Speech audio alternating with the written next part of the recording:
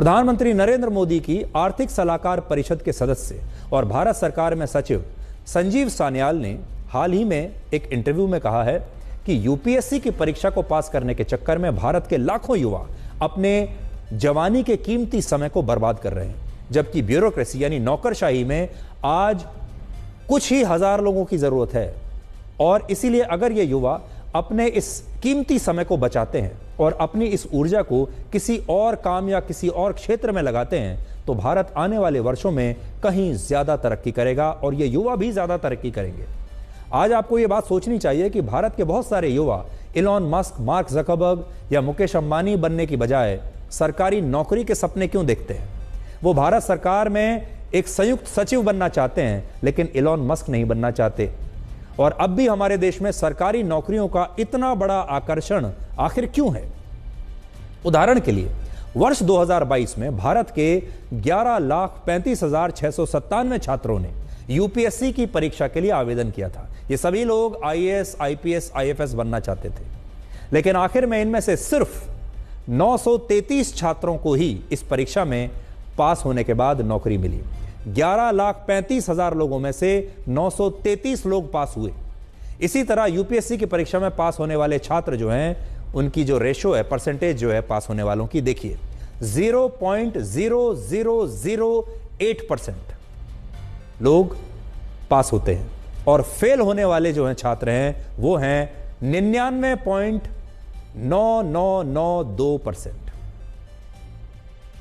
इसलिए आज ये बहस हो रही है कि जिस परीक्षा में 99.9% से भी ज्यादा छात्र फेल हो जाते हैं, उस परीक्षा को पास करने के चक्कर में हमारे देश के युवा अपने कीमती समय को बर्बाद क्यों कर रहे हैं। भारत में यूपीएससी की परीक्षा के लिए उन्हीं छात्रों को योग्य माना जाता है जिन्होंने ग्रेजुएशन तक की पढ़ाई की हो, और हमारे देश में हर साल औसतन 10 लाख छात्र ग्रेजुएशन की पढ़ाई पूरी करते हैं। लेकिन यूपीएससी की परीक्षा के लिए इससे भी ज्यादा 11 लाख छात्र हर वर्ष हमारे देश में आवेदन करते हैं। और यहां बात सिर्फ यूपीएससी की परीक्षा की नहीं है।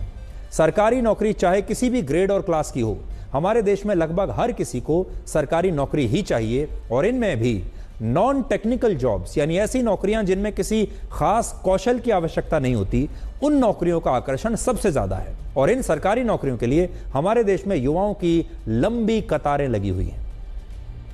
उदाहरण के लिए केंद्र सरकार ने पिछले 8 वर्षों में 7,22,000 नौकरियों के लिए भर्तियां निकाली, जिनके लिए 22 करोड़ से ज्यादा उम्मीदवारों ने आवेदन किया। यानी केंद्र सरकार की एक नौकरी के लिए औसतन 306 लोग लाइन में लगे हैं, लेकिन इनमें से नौकरी सिर्फ एक को मिली और बाकी के 305 लोगों ने या तो दूसरी सरकारी नौकरियों के लिए परीक्षा दी या फिर वो इन्हीं नौकरियों को हासिल करने की तैयारी में फिर से जुट गए। और यहां बात सिर्फ केंद्र सरकार की नहीं है, राज्य सरकारों के विभागों में, स्कूलों में और पुलिस में भी अलग अलग पदों की नौकरियां हैं। और इन सरकारी नौकरियों को लेकर हमारे देश के युवाओं में इतना आकर्षण इसलिए है क्योंकि प्राइवेट नौकरियों के मुकाबले सरकारी नौकरियों में एक स्थायित्व होता है। दूसरे शब्दों में कहें तो सरकारी नौकरियां परमानेंट होती हैं और हमारे देश में लोगों को परमानेंट नौकरी चाहिए। पिछले 3 वर्षों में अलग अलग प्राइवेट कंपनियां भारत में न जाने कितने कर्मचारियों को नौकरी से निकाल चुकी हैं। आप भी हर महीने सुनते रहते होंगे, भारत में भी और विदेशों में भी बड़ी बड़ी जो मल्टीनेशनल कंपनियां भी हैं, वो भी हर 2-4 महीने में अपने कर्मचारियों की भर्ती में जो है छटनी करते रहते हैं। कितनी सारी बड़ी बड़ी कंपनियां हैं, जब आप अखबारों में पढ़ते हैं कि उन्होंने सैकड़ों कर्मचारियों को एक ही दिन नौकरी से निकाल दिया क्योंकि वो कॉस्ट कटिंग कर रही है। उनकी जो बैलेंस शीट है वो उसके हिसाब से चलते हैं। अगर प्रॉफिट ज़्यादा है तो ज़्यादा लोगों को भर्ती कर लेते हैं। जैसे ही उनकी कुछ कंपनियां नुकसान में आती हैं, घाटे में आती हैं, वो तुरंत लोगों को निकाल देते हैं।